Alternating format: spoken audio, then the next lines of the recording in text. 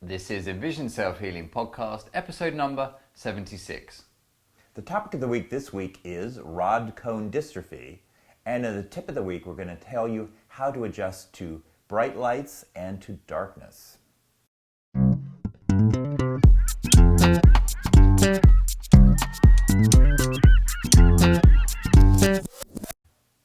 Hi, I'm Will Fuller. And I'm Richard Miller. And we're the co-creators of EnvisionSelfHealing.com and are dedicated in helping you improve your eyesight and quality of life by taking healing into your own hands. Now, if you haven't done already, don't forget to head over to the Envision Self-Healing website where you can get your hands on a free ebook that's going to give you 10 top tips on how you can start improving your eyesight in our modern day world. The topic of the week this week is Rod-Cone Dystrophy. And it's something that's actually important to both of us because it sort of incorporates both of our vision conditions into almost one condition. I would say it's close to our heart, but it's probably closer to our eyes than, than it Four is eyes, maybe. Yeah.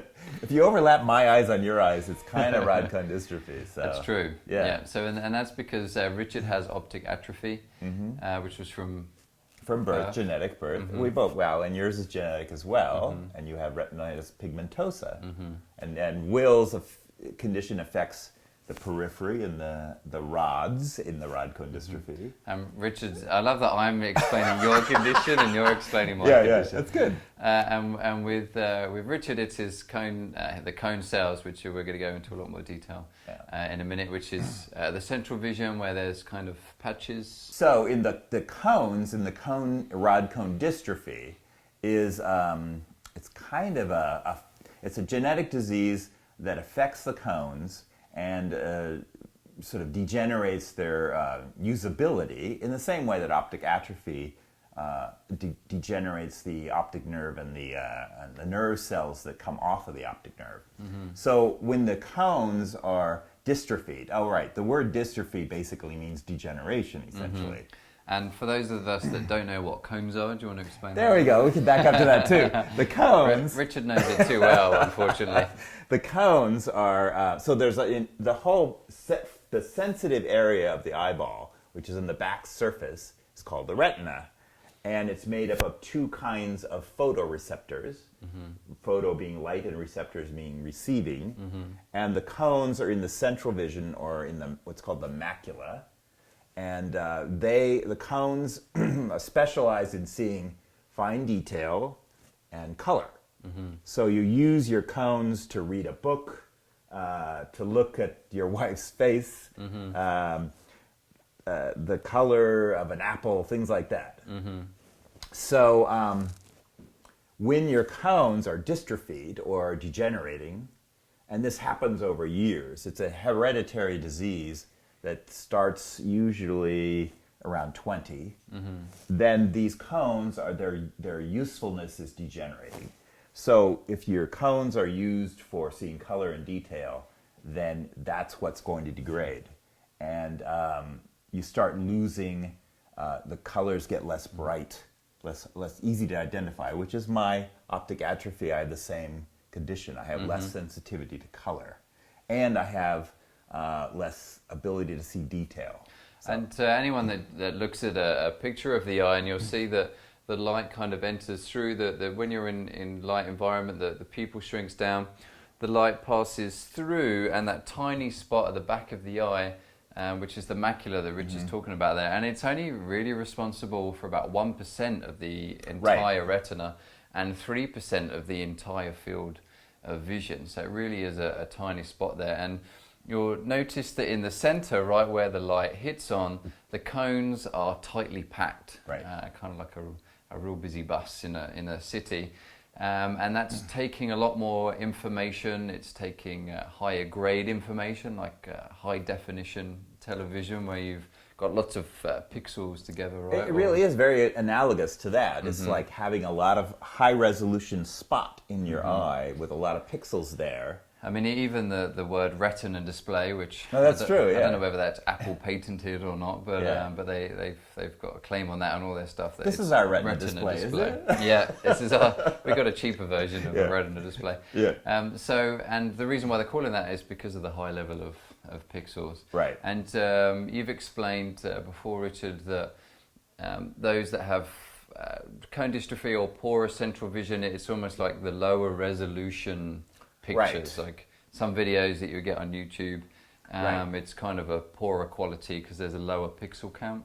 Yeah, if you can imagine, or a grainy photograph, like if you sped up your camera's speed and made it really, really grainy or noisy is what they call it now, Okay. you could see less detail because it's sort of, the detail is lost in the granularity of the image. And that's true with optic atrophy and cone dystrophy. You could think old school cell phones that had that have videos on it, and obviously now you have these nice posh cameras on our phones. It's kind of that poor low resolution that you get in there. So the images are slightly grainier, and then on top of that, if you've got certain areas or patches of where these particular cones get affected, then you're going to start getting pieces of information missing.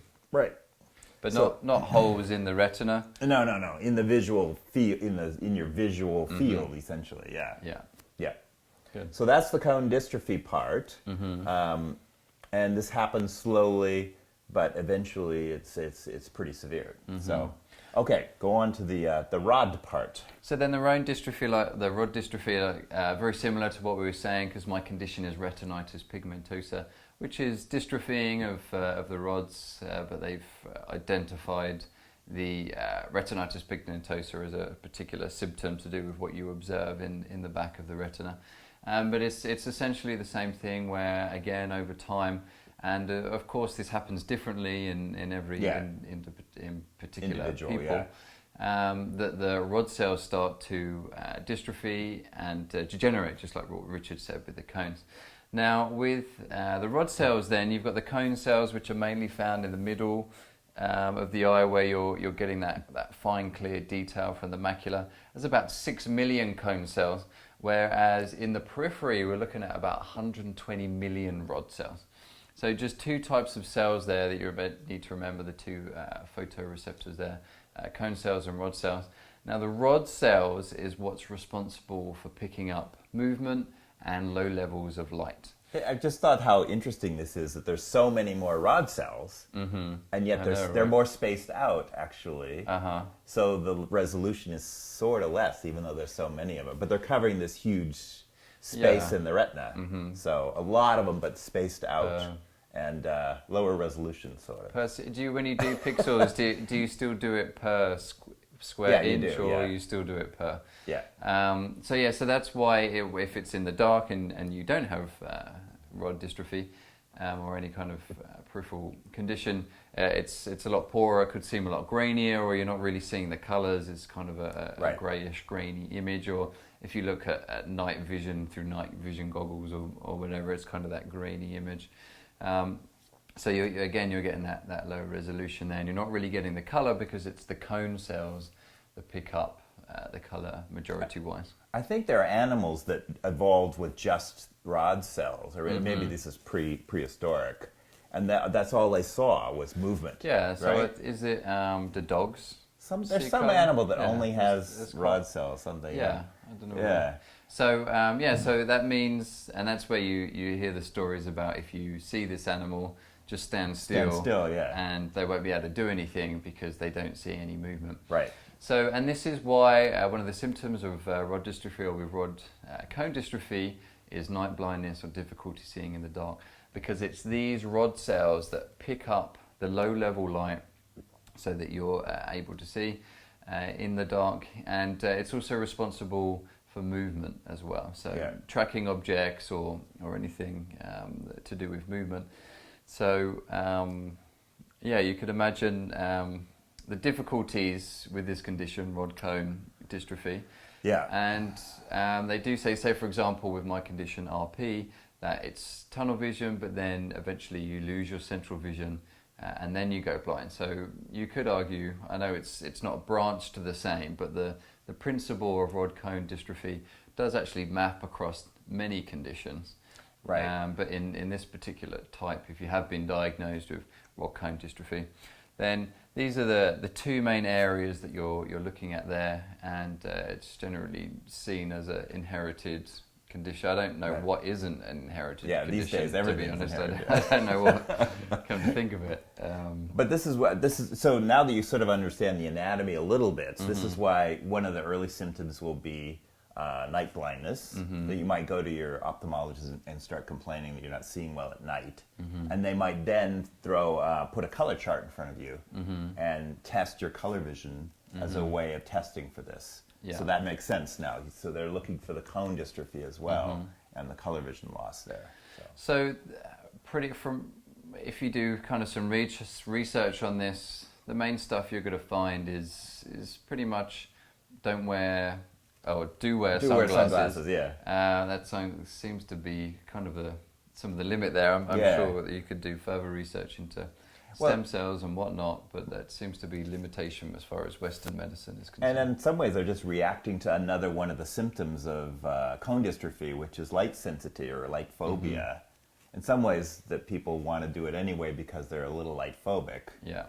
And so they're just giving them something they probably want anyway and calling it a treatment. Yeah. So what we would say is for this and for a lot of our conditions is we would go more on the if you don't use it, you lose it principle. So if you start hiding from the sun, now the macula and the cone cells, they respond to sunlight, 10,000 watts of sun, whereas indoors you're only looking at maybe 100, 200 watts. So the cone cells need that sunlight in order to become activated and fully strengthened. The same as the rod cells, they need dark environments and movement in order to be fully active. Now, the problem with this condition is you're going to be told to avoid sunlight. Right. And you're going to be told to avoid dark environments because you can't see very well in it. Right. And I guess that kind of includes the movement. Well, and I have to admit that it's sort of a comfortable transition to avoid light and avoid dark, essentially. Yeah. But the thing that the use it or lose it rule then starts applying. If you start wearing sunglasses in any bright environment, as you say, you've now shielded the macula from light, which is what it's used to getting. And you, in some ways, you're degenerating the function by wearing the sunglasses. And the other, I wanted to address one thing is that your doctor may then say, ooh, you got to wear sunglasses because the macula could be further degraded by sunlight. But there's a yellow filter on the macula is made of a yellow color, which filters out all of the harmful light. So we're not so worried about that. But so you might be thinking, well, all I've heard is wear sunglasses. They listen to this and then we sound really radical about don't wear sunglasses and go out in the sun and fry your macula. That's not what we're saying. There's sensible ways of doing it. What we're saying is that if you completely shield yourself from sunlight, hide indoors, and then you're always switching on lights, which is something because my dad has the same condition, his mum has the same condition, my sister, aunts. So I was always brought up in an environment of lights all the time. We were never in the dark.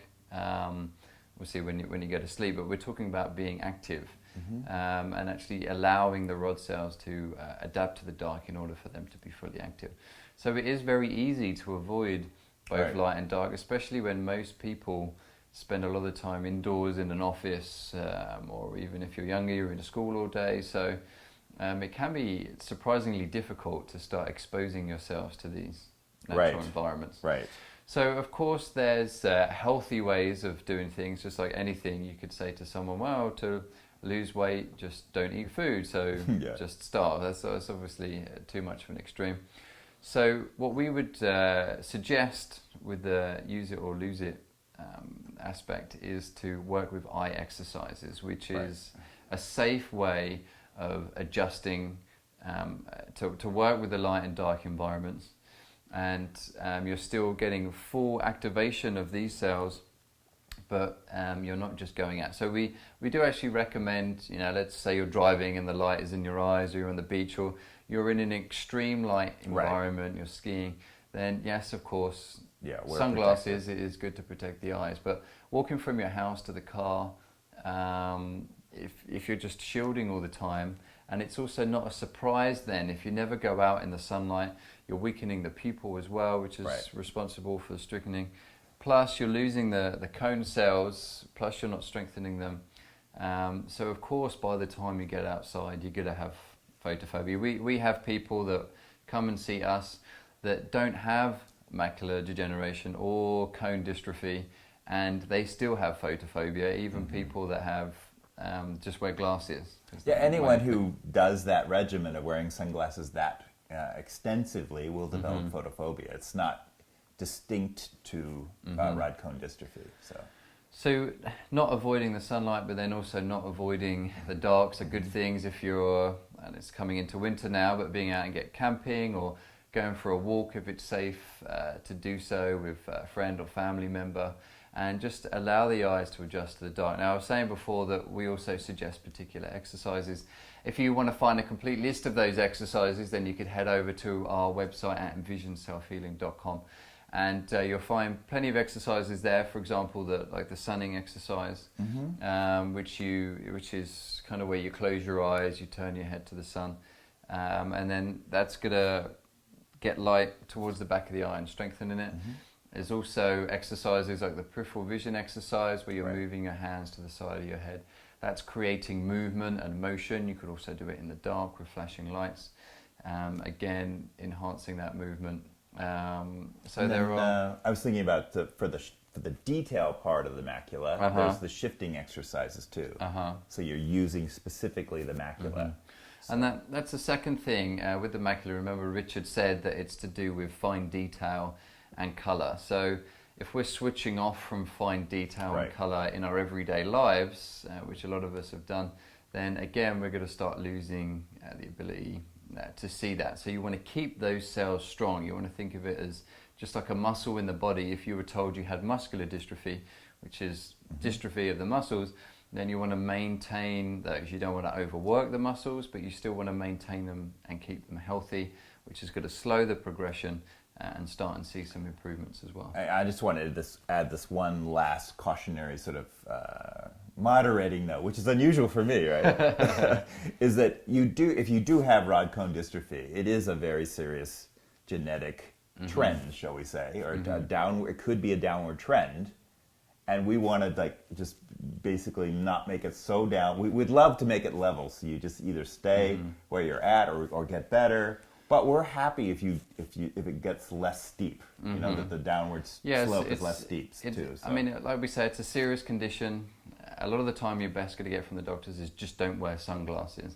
And wear sunglasses. Sorry, do wear sunglasses. So you're saying that's us. So, but there is a lot more that you can do for that. Just on some very basic, common sense activities that you can do instead of going in the opposite direction of hiding away from using these cells and parts of the eye. We're suggesting that you start and fully activate them and try and keep them as healthy and strong for as long as possible.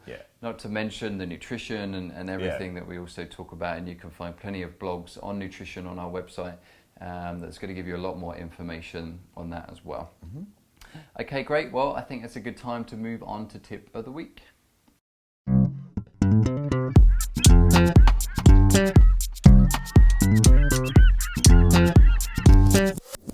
And the tip of the week this week is adjusting to bright lights or dark environments. And this is something that we've had a lot of experience in ourselves and also many of our clients. So like we say, it's not just people with serious conditions that have trouble adjusting to light and dark. It is also just people that might need to wear glasses. And part of the reason is once you start and learn the anatomy of the eyes and how they actually do adjust to light and dark. So for example, if you're in a light environment, the cone cells become fully active, so things seem nice and bright, nice and crisp, nice and clear, and the rod cells kind of dim down and switch off a little bit. You've still got enough there because you're still seeing the movement, but they're not fully active. Now when you go from a light environment into a dark environment, the cone cells actually need a period of time where they start to switch off and the rod cells start switching on again. So now for the cone cells to be fully switched on, I think you're looking at about 5 minutes. For the rod cells to be fully switched on, you're actually looking at about 40 minutes. So there is to fully switch on. yeah. So there is a big difference there. Now the reason why most people don't notice this is they can get by on a quick shift, just going in and out, and they don't really notice it. Well, and our environments are either lit or we use technology to mask that a little bit too. So but if you have a particular condition in either one of these areas, like Rod-Cone Dystrophy, then you are going to notice that shift is going to be a little bit slower between the two. Now, you're probably thinking, well, I thought you just said that people without these conditions also get it. They do. For them, it's also because they're not used to being outdoors in the sunlight, so these cone cells have become weak. The pupil, which is responsible for constricting to reduce the amount of light that actually enters the eye, has its own process in order to limit the amount of light so it's not as strenuous in the eye. Those muscles become weak as well. And that's why you notice when people step out into the light, that they kind of squint, their face kind of squints down. And that's because they're using their face muscles instead of their pupil muscles. They're compensating. And then also the cells in the eye, which aren't used to being in bright light, they're struggling there as well. So I think a good example people talk about when they go from a movie theater or something. That's classic for me too. That's where I still struggle a little bit. It's like I just realized movie theaters are almost never outdoors anymore, and I think about it though. You're going into a mall usually or something like that. So that's true. Yeah. But again, it's all part of that use it or lose it that we talked about previously. Because if you're never allowing your eyes to adjust to sunlight or being out in sunlight, and as soon as before you even leave now, people put sunglasses on and they wear them indoors, but you're never allowing the eyes to actually adapt to that sunlight. Plus you've got the weakness in the pupil there as well. And I think there is also a big psychological aspect in there as well of, the sunlight, hide from the sunlight. So you're kind of trying to hide away from it. Whereas a lot of people that enjoy the exercise sunning, then once they get over that initial fear, they just can't be out in the sun enough. They want to be out sunning as much as possible. Right. So the tip we would say then for adjusting for going from the dark environment into the light environment is blinking. That's would be my first. Well, obviously, if you did the sunning exercises over time, that would give you the ability to adjust quicker. But even so, resist the urge to squint, and because that's just tightening up the face muscles around the eyes. And blink instead. And blinking is sort of a way of cutting it. You're basically, if you think you're blinking 4 times or 5 times as much as you would normally blink, you're cutting the light considerably. That's hitting your retina. You're cutting that back quite a bit. So that's the main thing, and then focus about, relaxing the muscles around the eyes. And we've also noticed one thing that could be very beneficial for people is just take a second when you step out from dark into light, is just to stop and sun. If you want, just head over to the Envision Self-Healing website if you don't know it, and you'll see the sunning eye exercise. Just click on there and you'll see what to do. So, but just for 5 seconds or so, it's where you close your eyes, you face the sun, turn your head side to side, and that's going to wake up those cone cells a lot quicker, so it's not strenuous. So yeah, I mean, I guess ideally we'd have you doing the sunning eye exercise as sort of a regular regimen, and then when you hit those environments, you can just quickly do a 5 or 10 second sun. It's like a quick adaptation, should we say. So it means that you're not carrying that strain as you go, and it really is only about 5 seconds, 10 seconds, so it really doesn't take too long to get that initial adjustment, and then you can sort of carry on your way.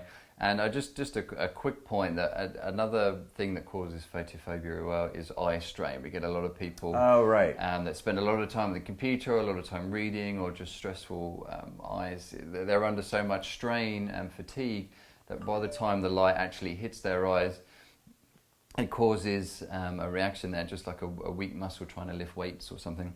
Yeah. So making sure that you get rid of eye strain, and again, you can see a full podcast series on eye strain on our website as well. And if you got to this podcast because you have photophobia, consider that that's an indication of eye strain. So, yeah. So now if you're going to want to adjust from light into dark again, which is something that I myself are very familiar with and spend a lot of time trying to work on that, is the first thing obviously is to work with the rod cells overall over time. Actually spending time in the dark is also going to help you with those rod cells adjusting to the dark, but it's also going to help your confidence a lot more, kind of moving around in dark environments, as long as it's safe to do so. Then you'll find that you're not as anxious when you come to a dark environment in the first place. A prime example is if you go into a restaurant and then obviously it's bright and then all of a sudden it kind of goes dark. And the reason for that is because, remember we said the cone cells respond in bright light situations. So when you go into the dark, the cone cells are switching off, but you don't have the strength there in the rod cells to see in the dark as well. So it's difficult to see in the dark that way. In terms of a formal exercise, actually, to prepare you for those moments again, is the peripheral vision exercise. You know, the stimulating the periphery through movement is also stimulating. Why am I telling you? You do this every day. Stimulating the periphery through movement is also strengthening the rod cells, which allow you to adapt to the dark. So I think a nice quick tip that if you're trying to adjust from light to dark in those short situations is that when you do go from, let's say you're outside and you're walking to a restaurant, is instead of kind of panicking about you can't see or I'm going to embarrass myself or I'm going to knock into a table, instead of doing that, just take a step to the side, out of the way from the front door, and just take 5 seconds, 10 seconds, just like you would if you go from dark to light and you do a bit of sunning or you do blinking. As you step in, just take a step to the side, deep breath, and just kind of scan the room around you and allow the brain to make up the images that are around, and you'll also find that your eyes will start to adjust a lot quicker than if you just try walking straight into the restaurant and go straight to your table. I was just thinking another way of practicing this too is in your own home where you know the environment well, is resist the urge to turn on the light. That gives you that, you're using that function more in a safe environment than when you're in a more unfamiliar environment, being less of a challenge. Yeah, it's very easy for us to do. We've lost our keys or we need to go grab a sweater from the bedroom. Is we just go in and flick up the light straight away.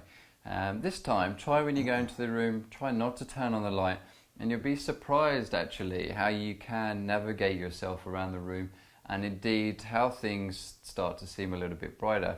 What's even more interesting is when you leave the room, how bright everything seems outside the bedroom or the room that you're in now that the lights are on. So it's a good way to adjust to either. But a couple of nice quick tips there that can really help you adjusting to the light and dark, and it also takes that anxiety down a little bit more and makes us a little bit less afraid from being in those environments that we both personally know and also working with our clients. It's important to be able to get out and do those sort of things without feeling anxious. Okay, great. Well, we hope you enjoyed this week's podcast. If you want a lot more information about eye exercises and natural vision improvement, then be sure to head over to the Envision Self-Healing website. You could also get your hands on a free ebook that tells you the background about eye exercises and indeed how they can start and help you and your vision condition. If you're watching this on YouTube, be sure to subscribe and you'll get one of our podcasts that we send out every week, the same as if you're listening it to on iTunes. You can also follow us on Twitter and indeed on our Facebook fan page. Just type in Envision Self-Healing. Be sure to like our page there and get involved in everything that we're sharing and any sort of latest information or pictures or any updates that we've got going on there. We tend to send over to either Twitter or Facebook. And you could also share the information if you're viewing this on our website, then obviously be sure to use the share tabs and share that around. And you could pretty much keep up to date with us in lots of aspects there. Okay, great. Well, good luck with your eye exercises, everyone, this week, and happy healing. And have a good week.